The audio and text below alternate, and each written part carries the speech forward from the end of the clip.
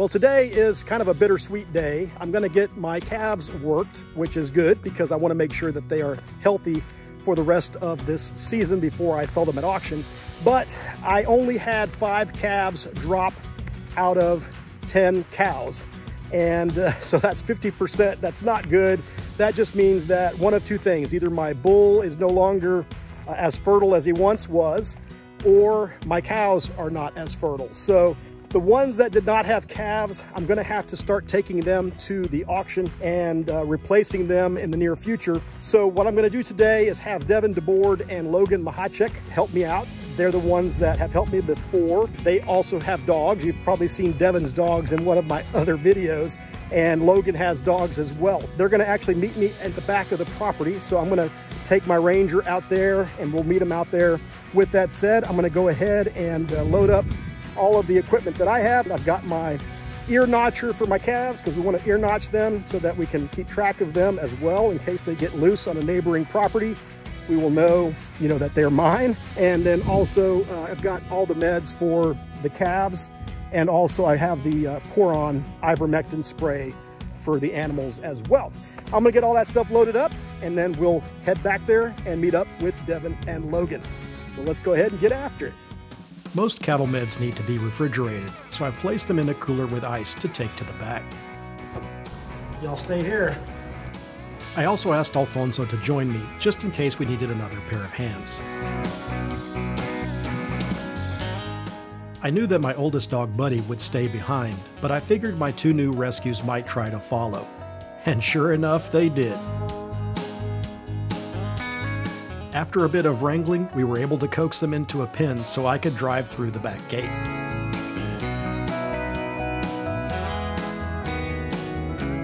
Afterward, we let them out and were able to close the gate behind us. Well, that was a little bit of a rodeo trying to get them to not follow us to the back, but we can't have them join us today because there's a lot going on and I don't want them to spook the cows or vice versa. So we're now headed to the back. Let's see how this goes. Whenever I take cattle to auction, I like to take them the day before the actual sale, preferably in the late afternoon or early evening. That way the animals get tagged with a lower number and are auctioned off earlier on sale day. And in my experience, animals that are sold earlier at auction tend to fetch a higher price.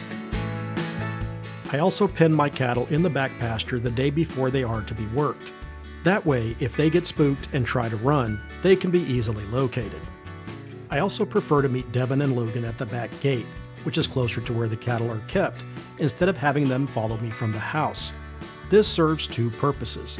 First, my dogs don't get riled up upon seeing the trailers full of dogs, and second, my cattle are less likely to spook and run for the trees when they don't hear the trailers banging along the dirt roads. Cattle are smart, and they know that sound and what it means. However, even the best laid plans don't always turn out the way you hope. Although my cattle are used to seeing and hearing my Ranger every day, for some reason they ran for the trees when they saw us anyway. This is why I rely on Devin and Logan and their dogs. It would be impossible for me to get the cows out of the woods without their help. With all of these gates to go through, I sure am glad I had Alfonso with me. Thankfully, it wasn't too hot.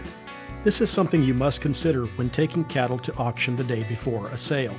If the temperatures are too high or you take them too early in the day, they could suffer on the way to the auction barn or at the auction barn itself, so make sure you plan accordingly. We finally arrived at the back gate, where we waited for Devin and Logan to show up. Once they arrived, I discussed what had happened with the cows. Since they were already holed up in the trees, Devin thought it was best to go ahead and drive the trailers up to the corrals. That way everything would be closer when it came time to work the calves and load the cattle for auction.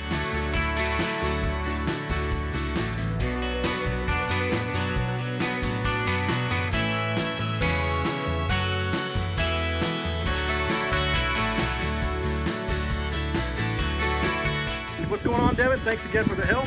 And Logan. Thank you, Logan. He's looked younger than the last time.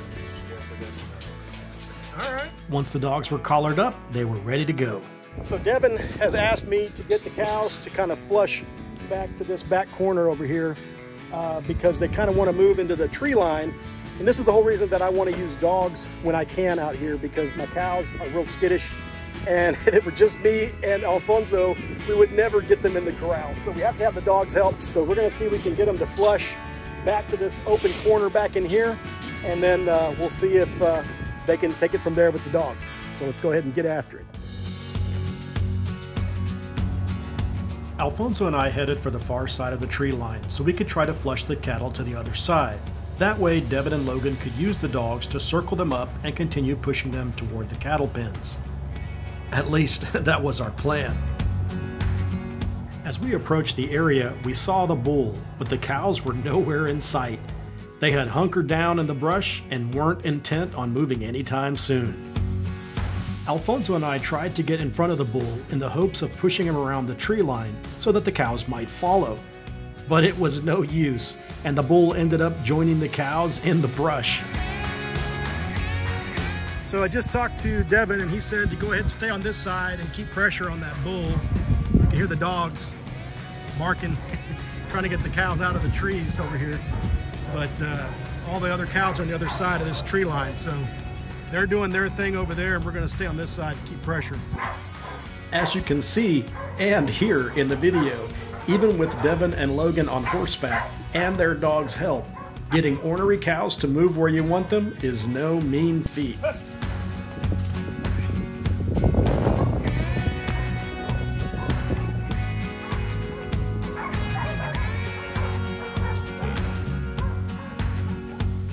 So we think they left the tree line already, so we're gonna go ahead and go around and get line of sight on them.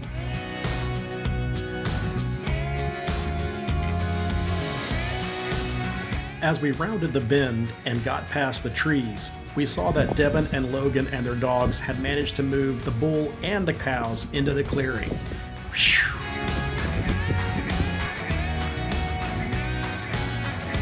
Just to give you an idea, that was the tree line that they were in, all of that area. So without the dogs, it would have been impossible to get them out. But thankfully, they were able to do it. Now they're gonna head all the way up to my corrals, which are at the other corner down there. While Logan and the dogs kept the cows in a tight circle, Devin went after the bull to make sure he didn't wander too far from the herd. It was then that Devin noticed a small watering hole where the dogs could take a well-deserved break. There's some water down in there, so they're getting the dogs to cool off in the water right now. It's another blessing of all the rain we've had recently. With the break over, it was a short and easy ride to the corral.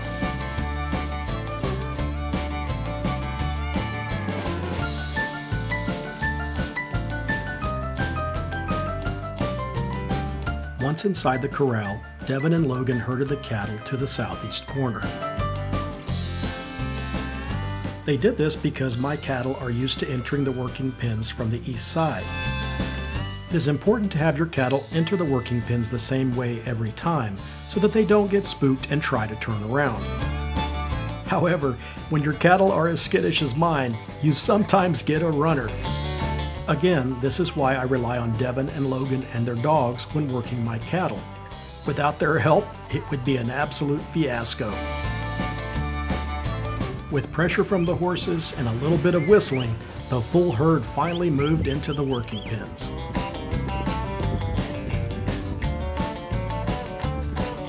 Great job. I cannot imagine doing that without the dogs. With the cattle successfully in the pens, the dogs' day was done. And they were all too eager to jump into the tub to cool off. Y'all did great today.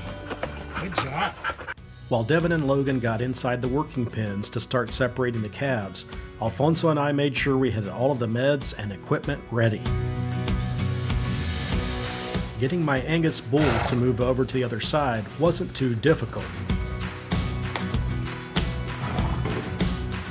But separating the mamas from their calves, well, that takes patience, not to mention excellent cowboying skills.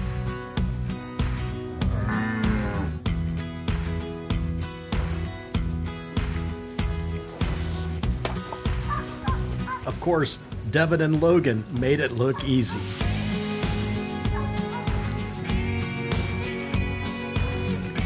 With the calves separated, Devin readied the trailer so that they could load the bull and the 4 cows that were headed to the Gonzales auction. Meanwhile, Logan had managed to isolate the bull and the 4 cows that I had previously identified for the sale in the outside chute of my working pens. Having a U-shaped chute like this discourages the animals from seeing too far ahead, which could cause them to turn around. Cows are herd animals, and when they only see the back of the animal in front, they will naturally follow. All the ones going to auction are over there in the shade. Before working the calves, Devin and Logan had to move the remaining cows out of the working pens. But before doing so, the cows were sprayed with ivermectin, both as a dewormer and for fly control. It is recommended to treat cattle with ivermectin 1 or 2 times a year. Just make sure not to apply it when rain is expected within 6 hours after treatment. With the treatment completed, the cows were released into the outside corral. The calves were then moved to the other side so they could be herded into the chute.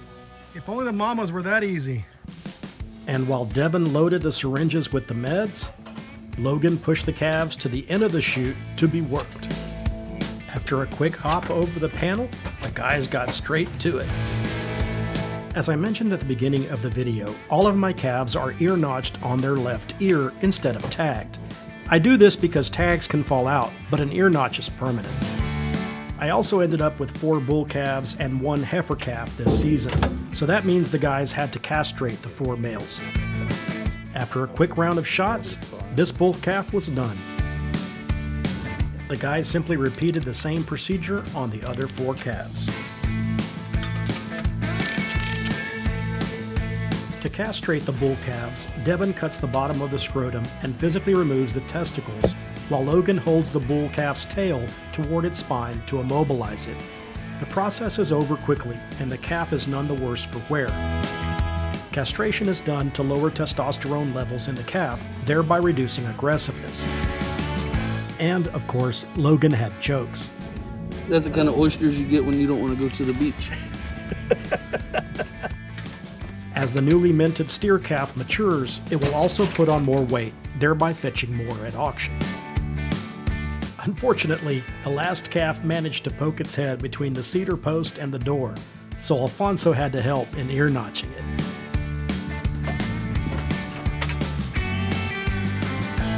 The calves were then doused with ivermectin just like their mamas. Studies have shown that nursing calves that are dewormed will have an increased weaning weight, so that is why we spray them as well. With everything done, the calves were finally reunited with their mamas. Mamas are happy again. Thank you all for your help today and for taking my cows and my bull to the auction. You're welcome. Gracias, Alfonso, por la ayuda hoy. Muchas gracias. It was bittersweet watching my bulls and cows head to auction, but I knew that it was time, and all that was left to do was wait for the check from the auction barn. Within a few days, the check finally arrived, and I was pleasantly surprised to see just how much my cattle sold for. Prices are definitely high right now. I hope you all enjoyed this video. If so, please give a thumbs up and don't forget to subscribe to my YouTube channel @RancherMike. And until next time, take care. If you enjoyed this video, please give a thumbs up below. You can also check out one of my other videos here and stay up to date by subscribing to my YouTube channel right here. Until next time, I'll see you on the ranch.